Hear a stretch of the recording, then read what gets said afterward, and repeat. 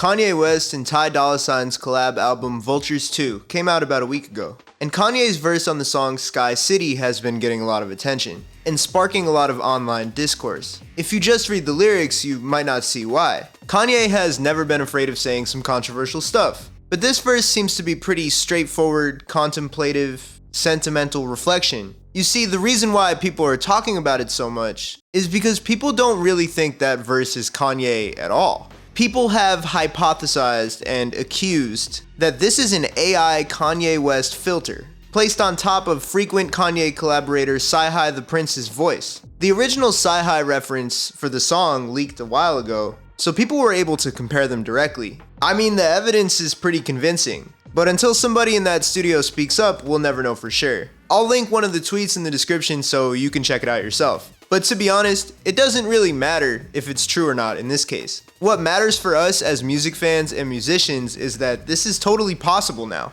And if major artists are using it, then we need to really brace ourselves for the impact that AI is about to have on music. This is no longer a warning or just something that's far away enough on the horizon. It's here already and it's happening. So today I'm going to break down some of the ways that AI is currently affecting the music industry. And look, plenty of people have already covered this topic already, including on this very website, Rick Beato, Anthony Fantano. And the reason why I want to throw my hat into the ring is because as an active musician right now, I'm seeing it in the studio, I'm hearing about it from other musicians, and I want to tell you about what I'm seeing and hearing just so people can understand how crazy it is. And I want to give a little bit of advice to other musicians and other creative people based on what I've thought and felt about all the AI stuff going on and just kind of where my head is at as somebody who had plans to be a creative person in this world before they invented something that might take that away from us. But before we get into all that, if you like videos on music, I'd really appreciate a like and subscribe. I drop one every week. If you want to see it early,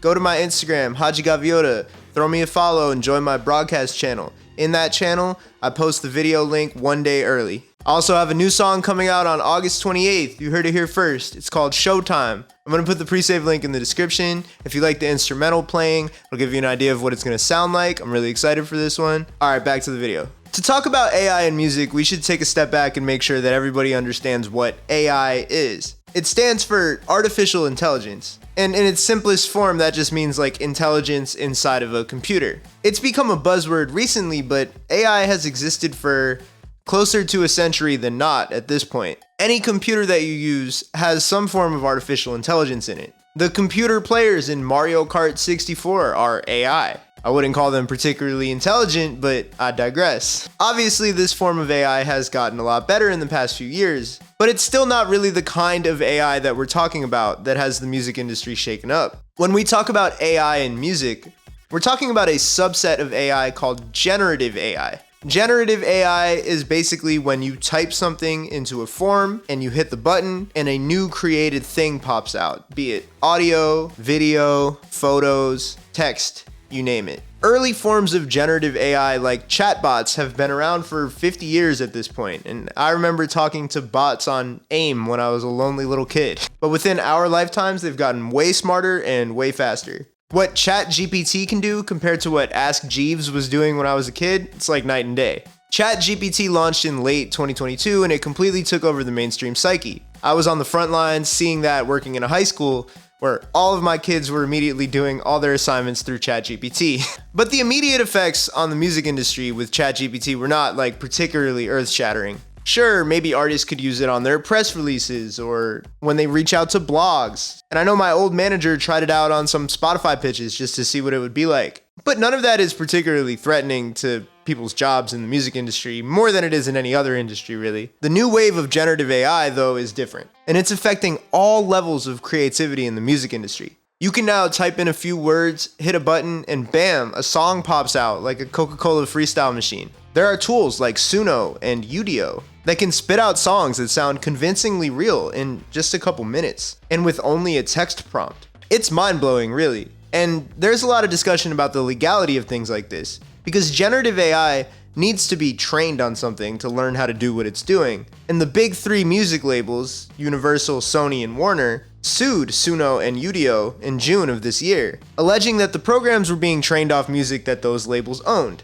And Suno, rather than denying it, confirmed and said, yes, we are training using your music, but that should legally fall under fair use, according to them. This is not the point of the video, so I'm just gonna leave like the legality of it there. But if you're interested in learning more about AI and spaces beyond music as well, I highly recommend Gabby Bell's video on the topic. It's like a nice mix of entertaining and informative, and then there's tons of other resources out there on the internet. If anybody knows any other good ones, leave them in the comments and I will add them to the description. I also want to make it clear that I am not an expert on AI technology. Obviously, I've researched it a lot for this video and I've seen it firsthand, but I'm not one of the people coding these things or really using it in my workflow. So if I say anything wrong or stupid, please feel free to correct me. Okay, so yes, Suno and Udio are producing songs that sound unbelievably close to being real things, but it's not like they're charting on the Billboard Hot 100 or racking up a crazy amount of streams. But despite there not being a hit song that openly uses AI tools, the technology has crept its way into mainstream music discourse over the past year. In 2023, a dude wearing a white sheet and sunglasses who called himself Ghostwriter went viral for releasing a song called Heart on My Sleeve, where he used AI tools to make himself sound like Drake and The Weeknd. Some people on TikTok lost their minds over it, claiming that it was just as good as something that one of these artists would release. I think it's impressive. I don't know if I fully agree with that. And I think the technology in 2023 was actually still not as good as it is today. The way Drake says Bieber, it just doesn't sit right with me. Like, I can tell that's not really him, you know? I also don't find The Weeknd's part to be particularly convincing. But again, that's just me. That's just my opinion. I think clearly the guy behind Ghostwriter is a very talented writer and producer.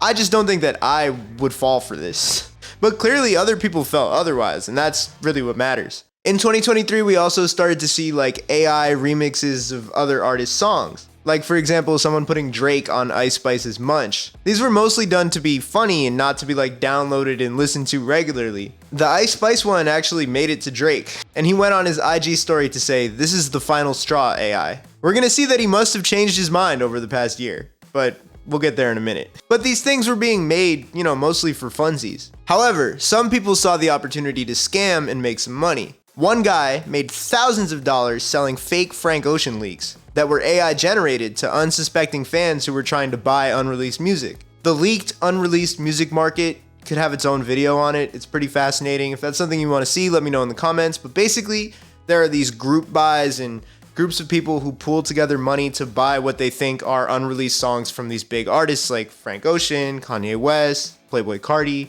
But there was this guy who made a bunch of Frank Ocean AI songs and then sold them to people who thought they were real. Crazy world we live in. 2024 saw AI creep even further into the mainstream music psyche. It was being used as a tool in warfare. When Kendrick Lamar dissed Drake on his verse on the song Like That on Future and Metro Boomin's album, Drake responded with a track a couple weeks later called Push Ups that leaked onto the internet at first, and because it wasn't officially acknowledged by Drake or someone on Drake's team, a lot of people originally accused this song of being AI.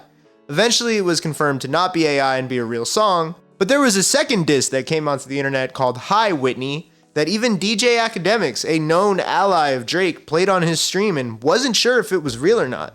Drake had to tell DJ Academics, hey, that's AI. These tracks are becoming believable to people who work in the music industry. This wouldn't be the end of AI technology in this beef either. A few days later, Drake released his tailor-made freestyle, where he used AI technology to change his voice to sound like Tupac and Snoop Dogg. Clearly, his tone had changed since 2023, where he was upset about being AI'd onto the Ice Spice song. Tailor-made freestyle was never officially released onto streaming services, and Drake eventually took it down after the Tupac estate sent him a cease and desist. But it stands as one of the first and biggest examples of an A-list artist using AI technology publicly in their music. And the move ended up backfiring on him when Kendrick released Not Like Us and pointed out that the Pac disrespect might not go over super well in California for Drake. But it still felt like this was the first crack in the dam of more established artists allowing AI to become a part of their workflow. AI would rear its head again in this beef, this time with the other side using it to their advantage. After Drake told Metro Boomin to shut his hoe ass up and make some drums, Metro said, okay, and he replied to Drake with a diss beat called BBL Drizzy. The first time I heard the beat with what sounds like a real 70s soul choir singing BBL Drizzy, BBL Drizzy. I thought it was super funny that Metro Boomin took it so seriously that he went in the studio and hired a whole 70s soul band to like recreate a sample that he could use. Of course, I should have known better.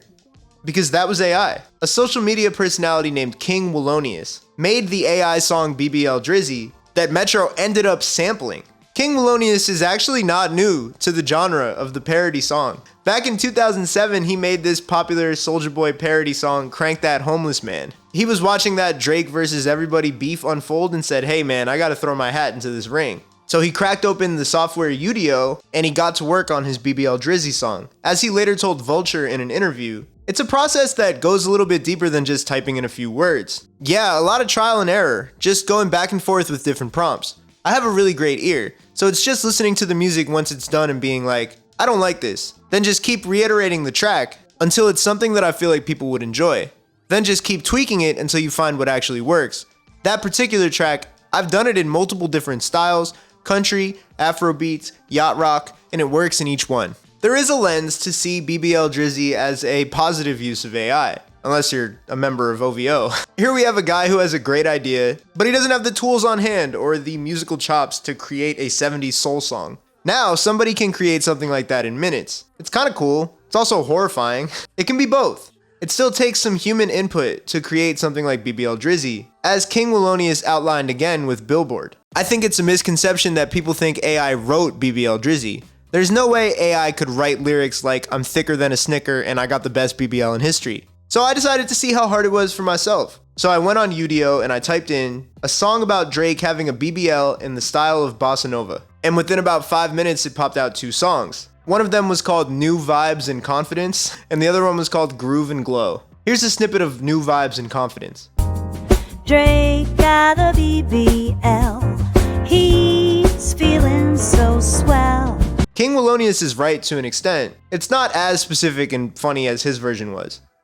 So it does take a little bit of tinkering and knowing what you're doing to make something as great as BBL Drizzy. But what I got in 2 minutes of work and a random sentence that I didn't think about at all, this is not that far off. If you can ignore the obvious, in-your-face, horrible consequences of AI technology, I keep feeling like I'm saying the 50 Cent song AO technology, but you can for 1 second squint and appreciate that the technology allowed all of us to have a bunch of laughs. Whether it be from tailor-made freestyle or from the BBL Drizzy beat. BBL Drizzy also opened up another can of worms in terms of AI and sampling. You see, artists love to sample, and it's a really big part of hip-hop. Sometimes samples are all about picking a recognizable part of a very popular song. For example, Nicki Minaj's Anaconda, it plays off the fact that most of the audience is going to be familiar with Baby Got Back. But a lot of samples in hip-hop are not necessarily big moments of giant popular songs, but rather small chops of older songs, usually soul songs, but it could vary in genre, and sometimes they're manipulated so much that you can't really tell what the original song was. And when you want to go and release a song with a sample, you have to get it cleared by the rights holders of the original song. So not just the artists, but the labels and the publishers who were involved in releasing it.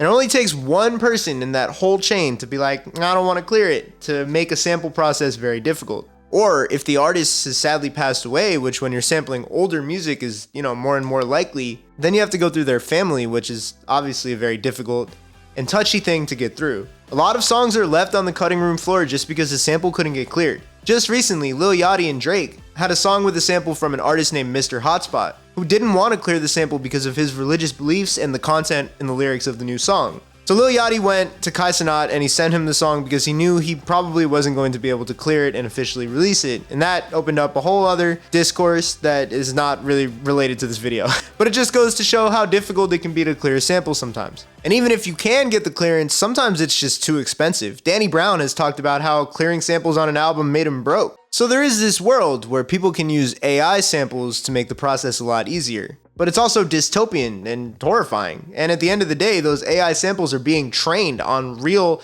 70s soul artists who were signed to these labels that got fed through Suno and Udio and are not getting compensated for that. It's a lot to think about. To some people, it's a win-win situation. It's like, okay, you didn't want to clear the sample anyway. These artists want to put a song out.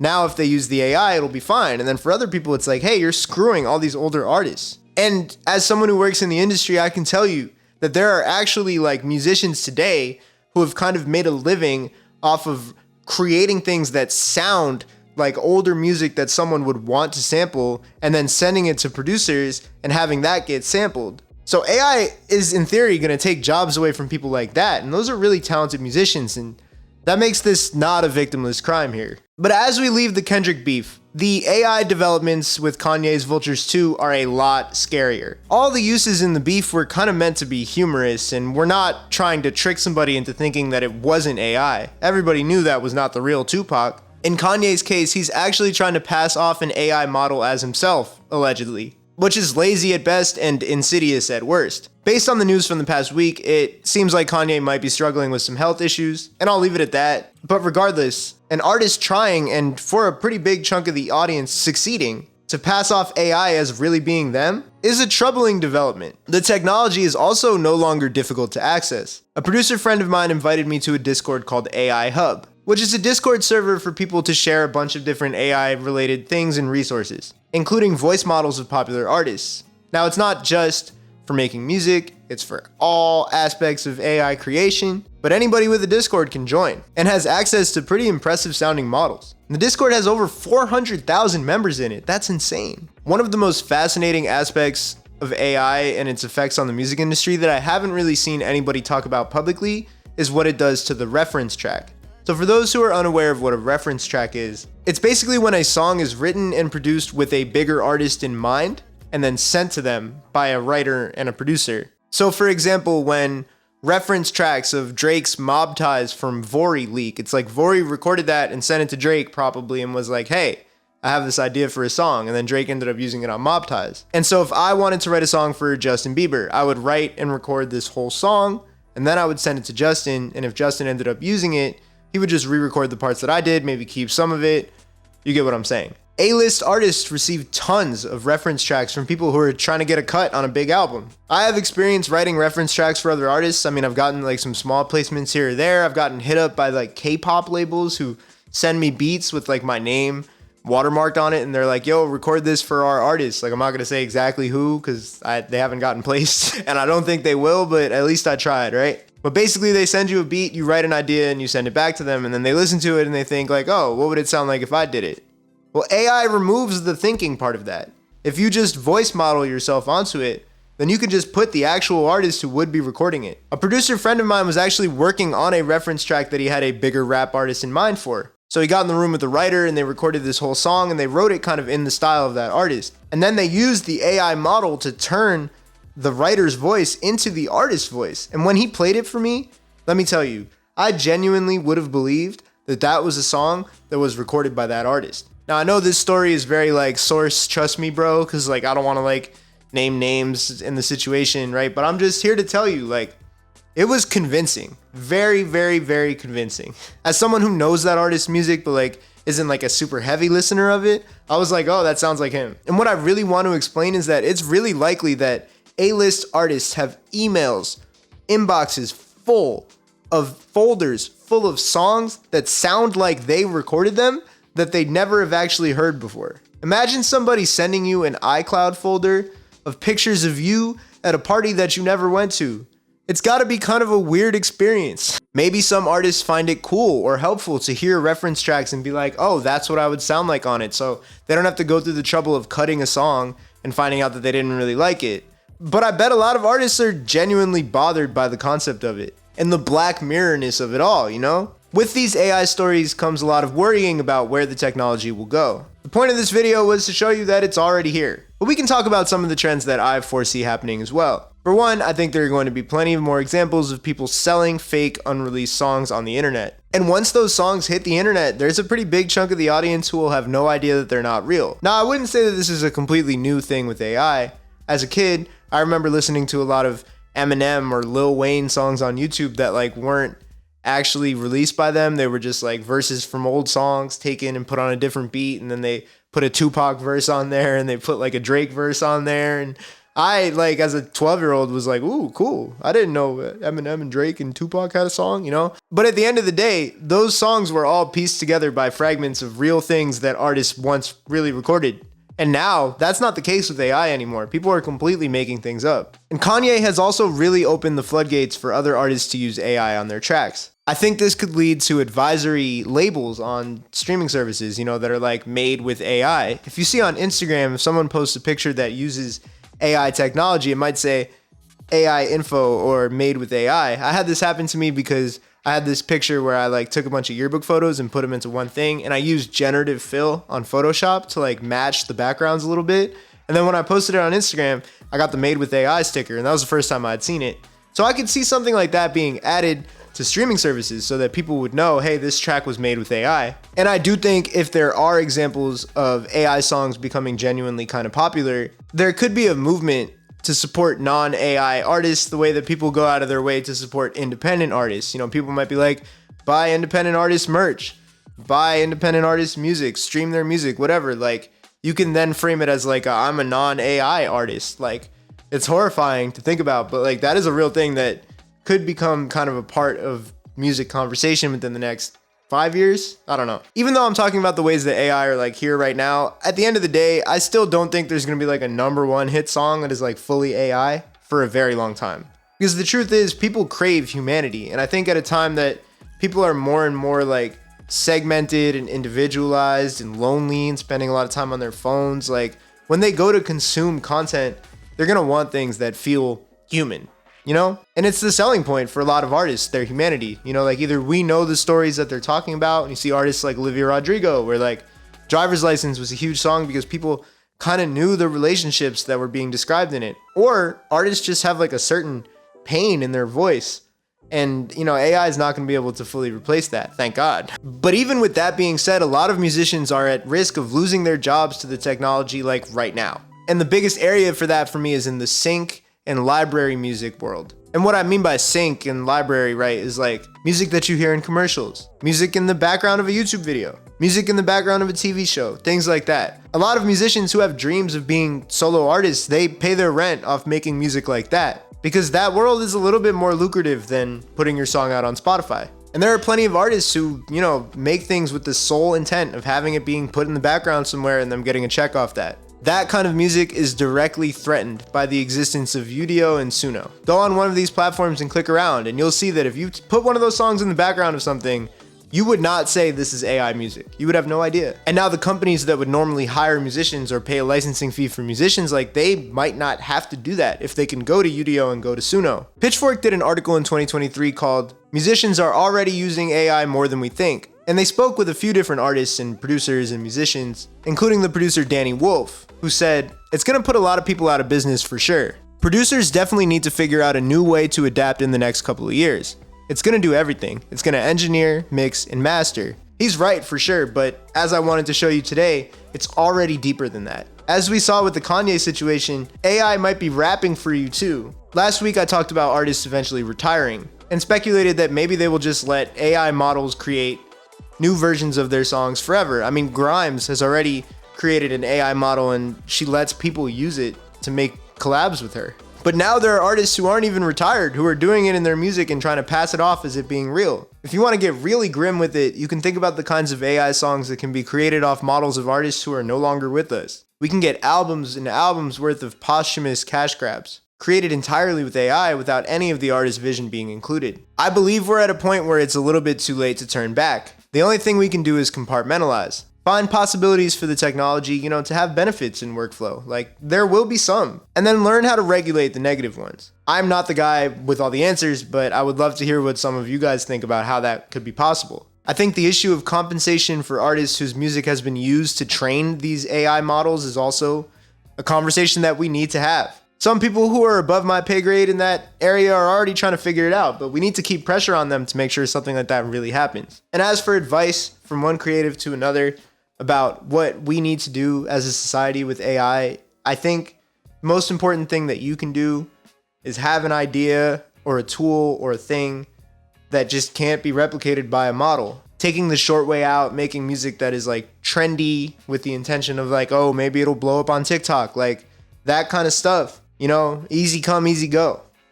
I really think something that I've worked on a lot over the years of making music is like, how do I make something that only I could have made? And it's hard.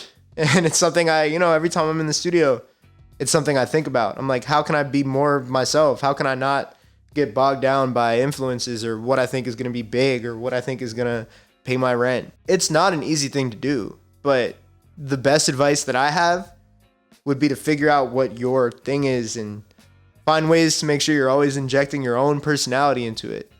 because that will be the thing that will keep you afloat, if anything does, in this world with AI developing the way that it is now. All right, so there's an update on AI and where I think we are in the middle of 2024, a little bit past the middle of 2024. What do you guys think?